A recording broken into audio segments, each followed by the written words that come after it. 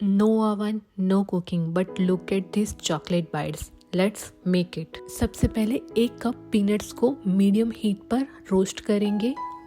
जब peanuts roast हो जाए तो उसको पैन में साइड में कर लेंगे और फिर ऐड करेंगे आधा कप केशू, और केशू को भी मीडियम फ्लेम पर रोस्ट कर लेंगे। दोनों चीज़ें अच्छे से रोस्ट हो चुकी है। अब इसे पूरी तरह से ठंडा होने देंगे और पीनट्स की स्किन जेंटली रब करके रिमूव कर लेंगे। अब मैंने ली है एक कप खजूर, उसको डीसीड्स करके उन्हें हाफ में कट कर लिया है।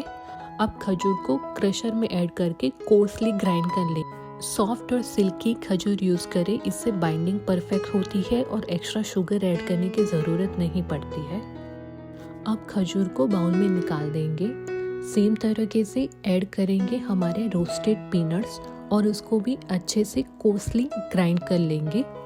ध्यान रखिए कि हमें पीनट्स का पाउडर नहीं बनाना है, उसे रफली क्रश कर लीजिए। इसमें से 2 टेबलस्पून क्रश पीनट अलग से निकालकर साइड में रख दीजिए, ये कोटिंग के लिए काम आएगा। अब क्रश किए हुए पीनट्स को भी बाउल में निकाल देंगे। सेम तरह से कैशू को भी क्रशर में ऐड करके कोर्सली ग्राइंड कर लीजिए। पाउडर मत बनाइए, सिर्फ कोर्सली ग्राइंड करना है। कैशू का भी क्रश किया हुआ मिक्सचर 2 टेबलस्पून अलग कर लीजिए और बाकी का मिक्सचर बाउल में ऐड कर लीजिए। अब इस मिक्सचर में ऐड करेंगे 2 टेबलस्पून मेल्टेड चॉकलेट, फिर ऐड करेंगे 1 टेबलस्पून पीनट बटर। आप कोई भी चॉकलेट ले सकते हो, जैसे कि डार्क चॉकलेट या फिर मिल्क चॉकलेट। उसको डबल बॉयलर में बॉईल कर लीजिए या फिर माइक्रोवेव में मेल्ट कर लीजिए। फिर इसमें ऐड करेंगे 2 टेबलस्पून मेल्टेड बटर। सारी चीज़ों को अच्छे से मिक्स कर लीजिए जब तक मिक्सचर सॉफ्ट और होल्डेबल ना हो जाए। अगर मिक्सचर ड्राई लग रहा है तो 1 टेबलस्पून मेल्टेड बटर ऐड कर सकते हैं। अब स्पून की मदद से थोड़ा सा मिक्सचर हाथ में ले लीजिए और स्मॉल सिलेंडर शेप बना लीजिए या फिर बॉल शेप बना लीजिए। अगर मिक्सचर हाथ में चिपक रहा है तो हाथों पर थोड़ा सा बटर लगाकर फिर शेप कीजिए, इजी शेप हो जाती है।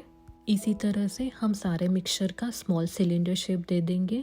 अब जो सिलेंडर शेप बना है उसका सिर्फ एक साइड मेल्टेड चॉकलेट में डीप करेंगे। अब तुरंत उस चॉकलेट कोटेड साइड को क्रश पीनट और क्रश कैशू के मिक्सचर में रोल कर लीजिए। हल्का सा प्रेस करिए ताकि नट्स अच्छे से चिपक जाए और कोटिंग यूनिफॉर्म लगे। इस तरह से सारे सिलेंडर को शेप और कोट कर लीजिए और एक प्लेट में रख लीजिए।